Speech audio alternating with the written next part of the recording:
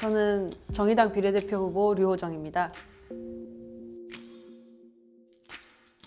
최근에 그 대리게임 논란이 있으셨잖아요. 그러니까 2014년에 제가 지인들에게 이렇게 게임 계정을 공유해서 급격하게 등급이 올랐는데 그걸 또 인터뷰에서 얘기를 한 거죠. 잘못된 일이죠. 근데 다만 이게 좀 일파만파 퍼지면서 이 사람이 그렇게 얻은 등급을 통해서 뭐 취업도 하고 방송도 하고 뭐 동아리 회장도 하고 뭐 다른 일들을 다 이뤄냈다라는 의혹들이 생겼었거든요. 한꺼번에 이렇게 다 모여버린 거죠. 그 사건 하나에. 근데 그것들은 다 사실이 아니다. 게임을 하지 않는 분들은 별거 아니라고 생각할 수 있겠지만 별거 아닌 게 아니라 게임을 좋아하고 이제 문화라고 생각하시는 분들 사이에서는 굉장히 중요한 문제거든요. 그게. 그렇기 때문에 저도 잘못했다고 계속 생각을 하고 있는 것이고 그걸로 제가 부당한 이득을 취하진 않았기 때문에 하지만 타인이 대신해서 등급을 올려주는 거는 분명히 잘못된 일이다. 게임 BJ가 정치하는 나라라니. 제가 만약에 국회의원이 되면 과거의 이력이 조금 조명을 받을 수도 있겠다라는 생각을 했어요. 방송을 했다는 게. 근데 그게 조롱거리로 쓰일 줄은 몰랐어요. 왜냐면 저희는 지금 자기 전에 유튜브를 보면서 잠에 들고 있고 방송을 보는 게 그렇게 이상하지 않잖아요. 근데 그걸 보면서 이렇게까지 조롱을 하는 거는 21세기에 나타날 수 있는 새로운 직업차별인가? 직업의 귀천이 있나? 그런 생각이 좀 들었어요. 게임, BJ라는 이 단어 자체가 조금 편견을 깔고 얘기를 하는 게 아니었나. 지금 드는 생각은 그때는 별로 유명하지는 않았어요. 아시는 분들은 물론 알았지만 오히려 정치하면서 게임 방송 때문에 유명해졌으니까 좀 아이러니하네요. 네. 정치를 시작하신 지 얼마나 되셨어요? 관심을 좀 본격적으로 갖게 된 거는 촛불 때, 촛불 집회에 나가면서 관심을 갖게 됐고 정의당에는 16년 대선 때부터 관심을 가져서 17년도에 입당을 했어요. 제가 신입당원 OT 때 파리바게뜨 노조 만들어진 이야기를 들었거든요. 그리고 또 몇 달 있다가 네이버 노조 만들어진 이야기를 들었어요. 근데 말 그대로 되게 평범한 사람들이 기본적인 권리를 찾기 위해서 만들었더라고요. 그래서 나도 할 수 있겠다 그런 생각을 했죠.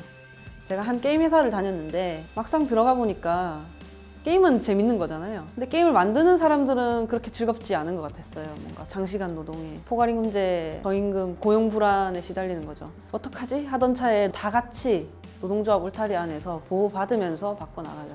그래서 회사도 직원들도 즐거운 곳으로 만들자. 그런 생각을 했었어요. 뭐 저는 잘리긴 했는데 결국 노조는 생겼고 단체 협약도 체결하고 포괄임금제 폐지하고 당시에 제가 근로자 대표를 하고 있었는데요. 근로자 대표를 하면서 노조를 함께 만들 사람들을 찾고 있었거든요. 그러던 와중에 팀이 해체가 되고 어느 날 공고사직을 얘기를 하는 거죠. 근데 그 과정이 조금 제가 또 인사평가가 그렇게 또 나쁜 것도 아니었는데도 불구하고 너는 문제가 있어. 일 못해. 뭐 이런 얘기들을 막 하면서 당시에는 근데 그 압박감을 못 버텼던 것 같아요. 왜냐면 계속 깎아내리는 말만 듣고 있으니까. 그렇게 해서 이제 사인을 하고 나왔는데 후회를 많이 했어요. 아니 노동운동하는 다른 분들은 이것보다 훨씬 더 심한 상황에서도 이겨내고 노조를 끝내 만들었는데 나는 이게 뭐라고 이걸 못 이겨냈나 이런 생각들을 했었어요. 그래서 그 뭐랄까 죄책감, 아쉬움 이런 것들이 남아서 노조가 만들어질 때까지 계속 도왔고 민주노총 화성식품노조에 남아서 선전홍보부장으로 일을 하면서 좀 더 정치 참여에 대한 의지를 키웠죠. 제일 처음에는 노동조합을 만들면 다 될 것만 같았거든요. 근데 그렇진 않더라고요.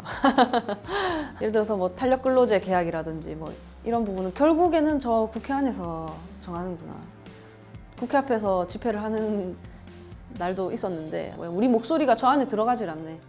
그런 생각들을 했었고 그래서 할 수 있다면 내가 좀 하고 싶다 그런 생각들을 했었어요.